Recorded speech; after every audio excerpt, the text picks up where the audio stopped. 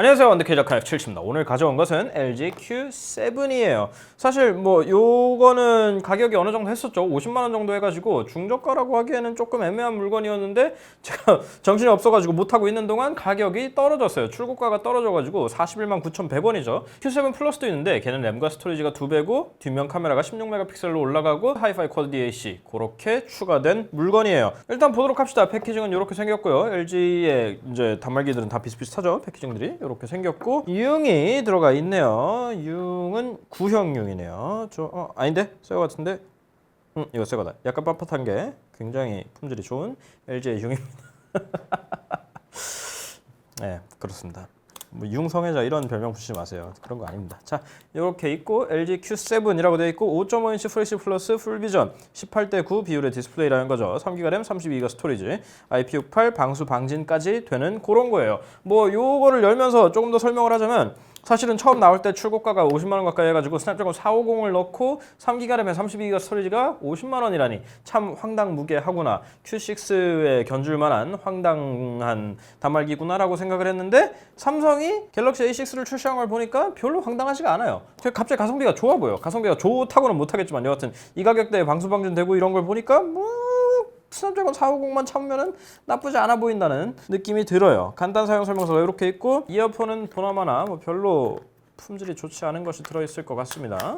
이어폰은 품질이 좋지 않은 것의 수준을 떠나서 또 KTX 이어폰을 넣어줬네요. 이게 이렇게 하면 소리 난다? 이렇게 하면 정말 여기서 산티가 팍팍팍팍 나요. 거의 50만 원 돈 하던 거에 넣기에는 조금 황당한 수준의 이어폰이라고 생각합니다. 그죠? 자, 그리고 충전기가 있고요. 충전기가 5V에 5V 1.8A나 9V 1.8A. 9에 1.8이면 얼마야? 9에 2를 하고선 0.1을 빼면 되지. 18에서 1.8을 빼면 16.2W까지 나오겠네요. 최대.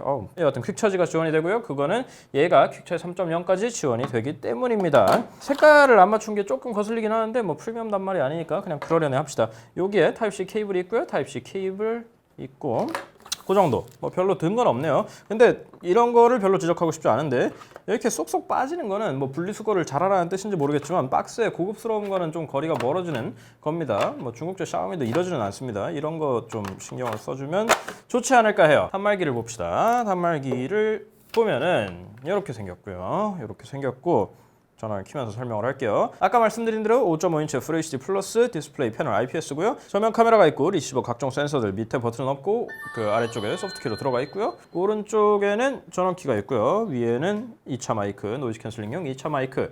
왼쪽에는 볼륨키 밖에 없고요. 이쪽에 심카드 트레이랑 마이크로 SD 확장이 가능할 거고요. 아래쪽에는 USB-C로 바뀌었더라고요. USB-C 3.1mm 오픈 잭, 마이크, 스피커 정도가 있네요. 뒤쪽엔 이렇게 13메가픽셀 카메라, LED 플래시, 지문식 센서. 요거는 지문식 센서의 역할만 해요. 전원 버튼은 뒤에 있어요. 그리고 Q7 로고가 있고요. LG 로고까지. 뒤쪽 재질도 Q6랑 비슷해 보이네요. Q6도 사실 이 후면 재질이 흠집이 너무 잘 나가지고 조금 과하다 싶었는데 Q7도 전혀 변하지 않은 것 같은 모양새입니다. 자, 이렇게 생겼고요. 이렇게 생겼고 Q6와 뭐 거의 동일한 디자인이라고 보시면 될 것 같아요. 자, 세팅을 한번 해보도록 합시다. 한국어. 다음. 이렇게 맞춤 설정해서 요 처음부터 순서 정할 수 있게 해주는 건 좋아요. 메뉴에 숨어 있으면은 뭐 이제 좀 연세가 있으시거나 하는 경우에는 찾기가 힘들 수도 있으니까. 네, 설정을 마치고 들어왔고요. 화면 밝기를 조금 올려볼까요? 밝기를 올려보는데 이 휘도가 왜 이렇게 떨어져 보이냐? 이거 뭐 찍어봐야 할 것 같긴 한데 화면 휘도가 상당히 어두워 보이네요. 여하튼 뭐 이 화면으로 말할 것 같으면은 색이 조금 파래 보이긴 하는데 뭐 심각해 보이지는 않아요. Q6는 화면이 정말 심각했는데 그 정도는 아닌 것 같습니다. 근데 여기에도 색깔 조정 모드는 결코 안 넣어주네요. 그리고 홈 터치 버튼이 있고 저는 항상 궁금한 것 중에 하나는 과연 이번에는 이 정도 가격대에는 이 버튼을 누를 때 진동을 넣어줬을까 했는데 이번에도 그거를 또 깨알같이 빼놨네요. 그 말인즉슨 어디다가 글자를 쳐도 키패드 글자에 진동이 안 울린다는 얘기겠죠. 그렇습니다. LG고 삼성이고 치사하게 이런 걸 자꾸 빼니까 굉장히 얄미워집니다.